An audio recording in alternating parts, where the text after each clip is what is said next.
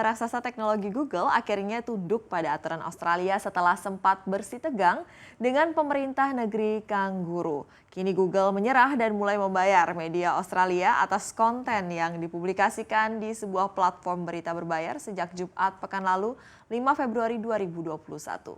Platform yang dimaksud ini adalah News Showcase yang sudah dirilis sejak tahun lalu di belasan negara seperti Inggris, Jerman, Brasil, hingga Prancis. Saat ini lebih dari 450 penerbit media bekerja sama dengan platform ini. Ternyata di samping investasi global senilai $1 miliar Amerika Serikat, Google mengklaim telah melipat gandakan jumlah penerbit media yang menjadi bagian dari News Showcase. Sementara di Australia, kemitraan ini akan memberikan dukungan keuangan untuk beberapa media independen lokal dan regional Australia yang paling terkenal. Misalnya The Canberra Times, The Saturday Paper, dan The Conversation. Dan media lain pun diajak dalam kemitraan ini.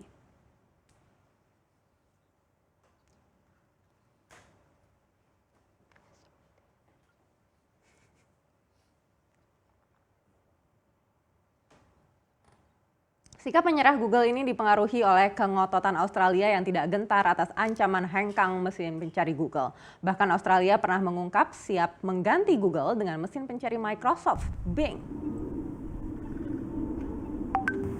These are big technology companies, and what's important to Australia, I think, is that we set the rules that are right for our people.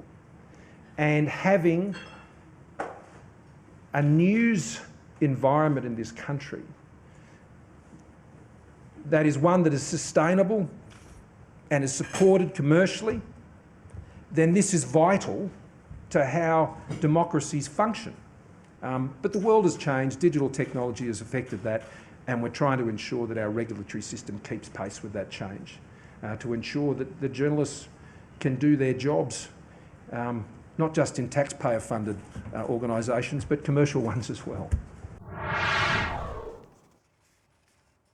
Akhirnya ada titik temu ya antara raksasa teknologi Google dan Australia. Ini sebenarnya terjadi setelah bos Google Sundar Pichai tiba-tiba menelpon Perdana Menteri Australia Scott Morrison untuk menjalin komunikasi yang konstruktif. Iya, jadi tapi walaupun harus bayar nih ya, ini Google minta terlibat atau memberi masukan dalam proses pembuatan aturan baru perusahaan digital di Australia sambil menjelaskan kemampuan perusahaan untuk terus menyediakan layanannya di Australia. Win-win solution, jadi Google tetap bisa menjalankan dominasi bisnisnya di Australia dan pemerintah Australia juga bisa menagih lebih banyak lagi nih bayaran atas dominasi Google. Nah, perusahaan media juga kan kena kecipratan berkahnya kan sebagai pemasok konten.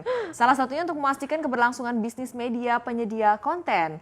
Benar, firma analis web StatCounter Google memiliki pangsa pasar mesin pencari 94,5% dan penguasaan 50% lebih pasar iklan digital di Australia. Ini kalau melihat dari nilainya, ini sepertinya susah ya untuk angkat kaki dari Australia. Karena cuannya pasti besar sekali begitu. Nah ini mungkin yang bisa juga dipelajari oleh Indonesia, jangan sampai kalah dari kepentingan bisnis besar. Kalau memang mereka nggak mau tunduk sama aturan kita.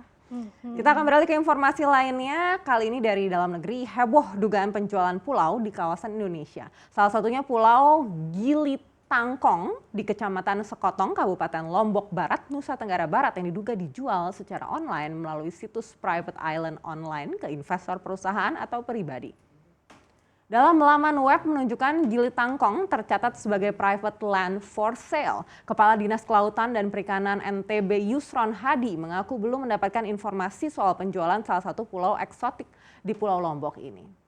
Selain Gili Tangkong tadi, situs private island online juga menawarkan 7 pulau lain di Indonesia untuk dijual seperti Pulau Tojo Una-Una dan Pulau Ayam di Kepulauan Riau.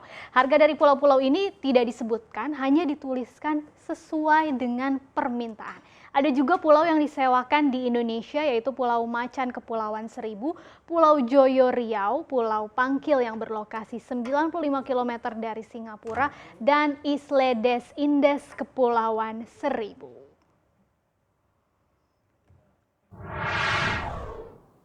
Wah, ini heboh juga ya tentang penjualan pulau di Indonesia, dan memang bukan yang pertama kali. Kita juga ingat ya, sudah sejak beberapa tahun lalu sejumlah pulau milik Indonesia ini memang sudah warawiri muncul di situs yang sama yaitu Private Island. Jadi sebenarnya apa nih dan siapa sih di balik situs ini ya, jadi penasaran apakah orang dalam negerinya atau orang asing, kita nggak tahu juga. Ya, atau ada yang emang iseng aja biar heboh gitu ya. Nah, Private Islands mengklaim dirinya sebagai pasar global terkemuka untuk penjualan dan penyewaan pulau-pulau pribadi. Total pulau yang dijual di situs ini gak main-main loh. Ada 693, sedangkan pulau yang disewakan ini ada 252 pulau di seluruh dunia. Cocok ya, membelinya kalangan jet set nih pastinya. Bukan kayak Iya. kita-kita gitu. Kalau Kita liburan mungkin, aja. Pulau yang nggak private aja ya, seperti Pulau Jawa misalnya. Web yang dibuat pada 1999 ini merupakan bagian dari bisnis jual beli pulau dan membangun jaringan maklar pulau terorganisir yang dijalankan oleh Chris Crollo, pengusaha asal Toronto, Kanada. Jadi menanggapi heboh penjualan pulau di kawasan kedaulatan Indonesia, pemerintah lewat Kementerian ATR kembali menegaskan tidak ada penjualan pulau di Indonesia. Nah, warga negara ini boleh meminta hak di atas tanah itu untuk digarap atau didirikan bangunan, tapi bukan memperjualbelikan pulau ya. By the way, website Private Island ini juga udah nggak bisa diakses ternyata siang tadi pas dicoba. Apa karena memang Indonesianya yang geram atau ada alasan lain nih? Mungkin karena udah heboh juga gitu Mungkin ya. karena webnya belum bayar.